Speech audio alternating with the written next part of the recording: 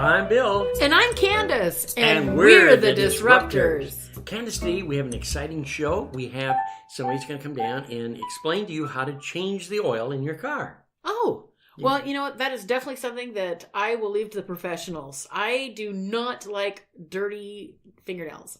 Oh, you don't care about the car motor. It's just the fingernails. I don't want my nails dirty, dang it. You don't want your nails dirty. Okay. Well, today we're going to have a conversation with Kerns Automotive. Maybe we do need a conference. I think so, too. I bet you he's got a lot to say. He looks like he's got a lot to say. And we'll find out right now what he does have to say. Okay, today on the show, we have got Mr. Kerns from Kerns Automotive. And what we're going to talk today about is how to take care of your car. Hey, it's great to have you on the show today. First of all, I'm going to ask you the technical question that always comes up. Oil changes. How important is it to take the asphalt out of the pan and put in new dinosaurs occasionally? Well, Bill, thank you for having me today. I really appreciate being here. But the oil change question, it varies. How's that? Well, I imagine there's all kinds of cars, all kinds of oil. There different manufacturers are recommending longer change intervals now, and we're seeing, if you follow the indicators in the vehicles are pretty accurate about maintaining the time interval for you. Yeah. And some of them will go as far as 10,000 miles between oil changes. Wow. It's not my favorite thing, yeah. But they seem, if you were using the right oil and the proper filter, they will go that far. You'll go 10,000. Yeah. Incredible. So that's not every car. That's a lot of the newer vehicles. Is that because it's synthetic oil, or what's the change that makes these newer high performance engines able to operate? I know they operate in higher temperatures and stuff. Yeah, well, they're running cleaner. They're running farther than they ever have before. Really, it's amazing. Engineering is pretty amazing on these new things.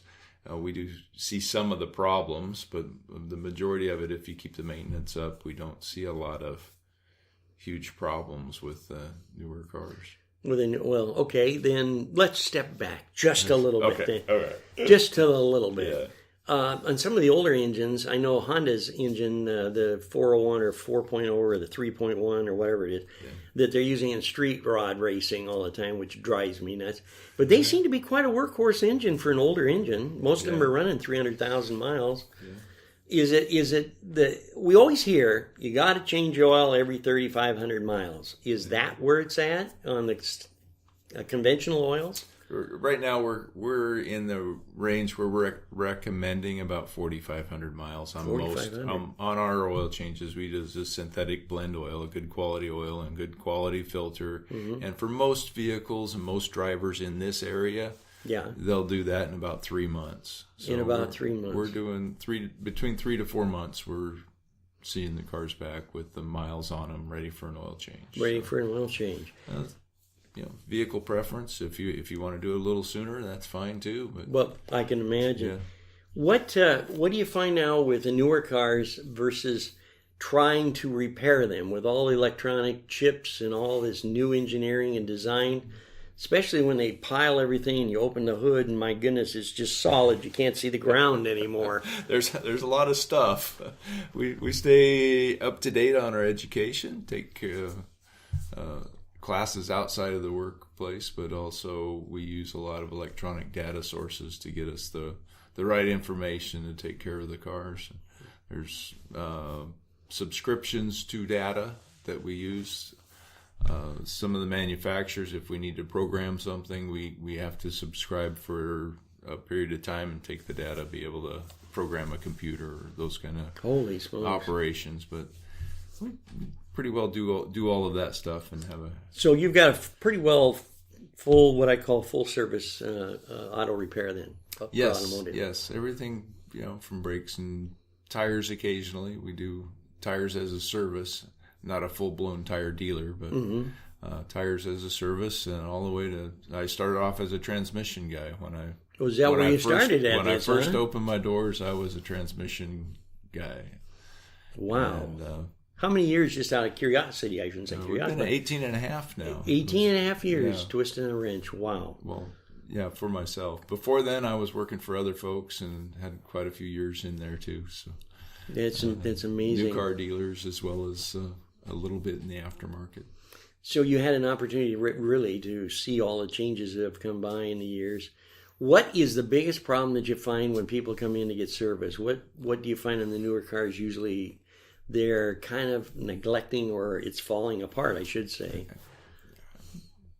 Boy, I don't know if there's one biggest problem. Is that right? There's some things that you don't know you have in your vehicle. Cabin air filters are something that we've been taking care of quite a bit. Quite a bit? Yeah, usually once every year and a half or so, you want to put a new cabin air filter in if your vehicle has it. Yeah. And we find some interesting stuff. Something that's come up just lately, we seem to go through seasons of it, but we have a lot of rodent issues here in our area. They're driving the cars, or they're hiding in the engine? They're hiding in the engine compartment. They're eating the insulation off the wires, off the under the hood, the mats, the sound deadening material. They tend to like that, and we find a lot of evidence. And I was just dealing with that at the shop today, actually. And, wow.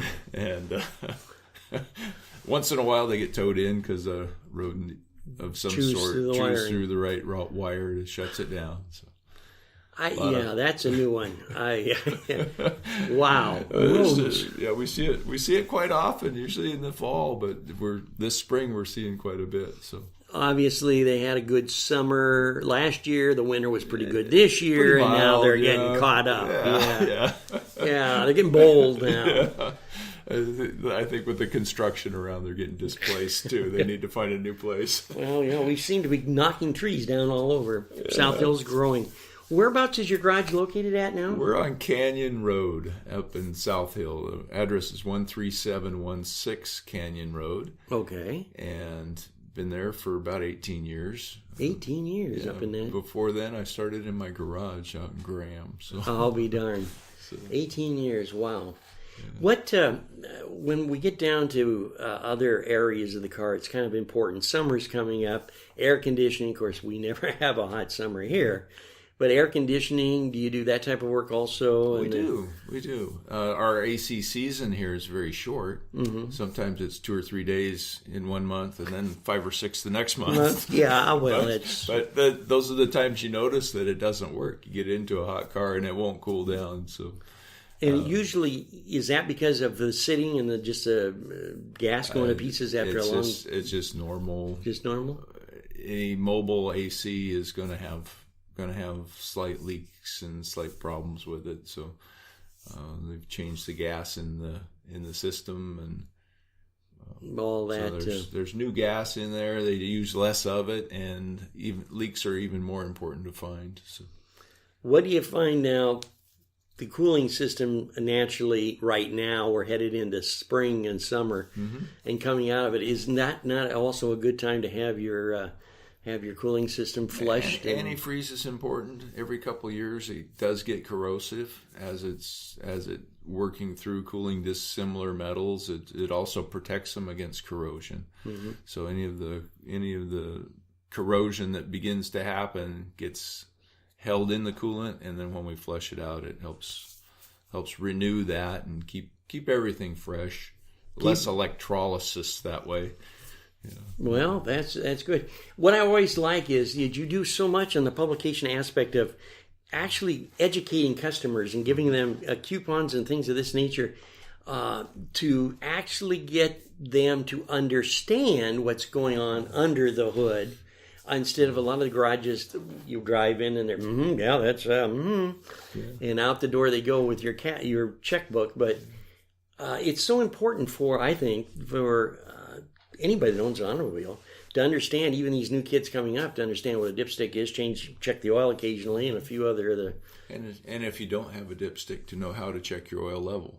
True. Either on the dash or however your car works. But they have it on the dash now too. Well, it's electronic now. A lot of the new stuff doesn't have a dipstick anymore. So we're changing and growing with everything as well, but. I started the business because I saw that people weren't being taken care of. So we'll get to the publication. I started thinking, I saw cars being fairly well taken care of long enough to get them out of warranty, and then the sales guys would come in and pick you apart at the service department. New car dealers is where I came up. So I noticed how you kind of ran that through. I wouldn't have never caught that one. So I was a service guy, and I saw that the people weren't exactly taken care of, but the car was, and long enough to get it out of warranty. If we notice something out in the service bay that should be additional, should be taken care of, or it was covered under warranty and they didn't complain about it, we weren't supposed to go sell that to the service writer to sell that to the customer unless it was a complaint specifically. We couldn't add to a warranty claim. So I felt that wasn't taking care of our people very well, and I started this thing with the idea of people first and then the transportation. So that makes a lot of sense, really. Focus on what the people need.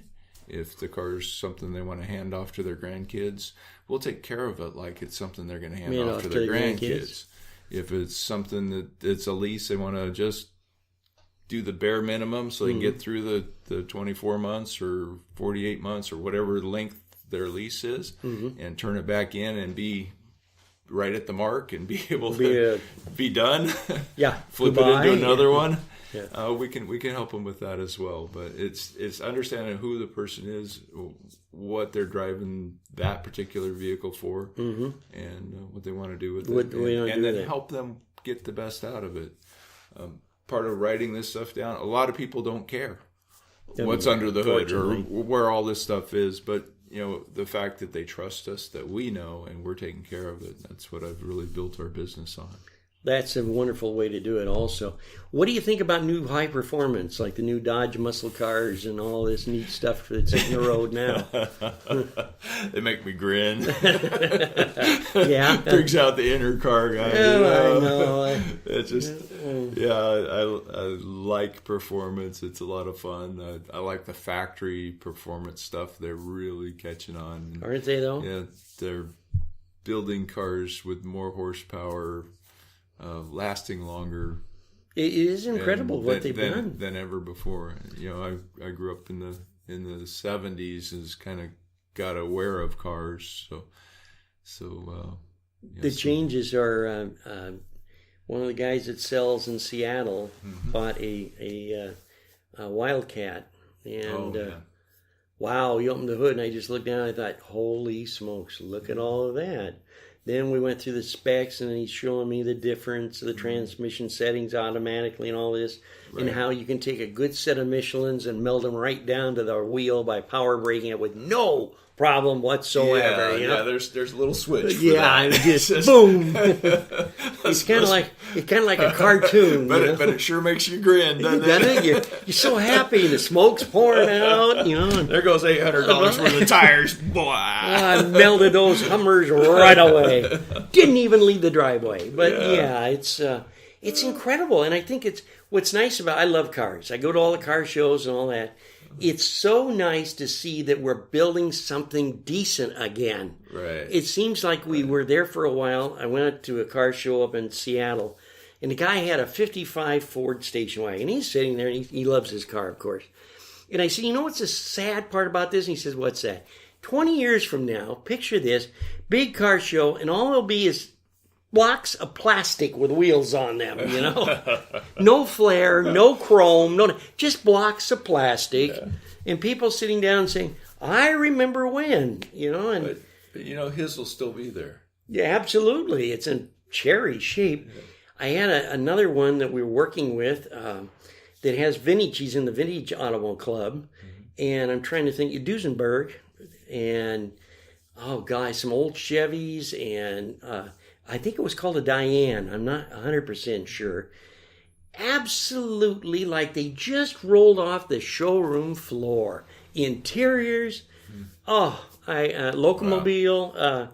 I could go through that stuff forever. I'm not really into the rat rods. I'm not kind of understanding that yet, but that one loses me a little there. But it reminds me of when I was a kid putting stuff together out of spare parts.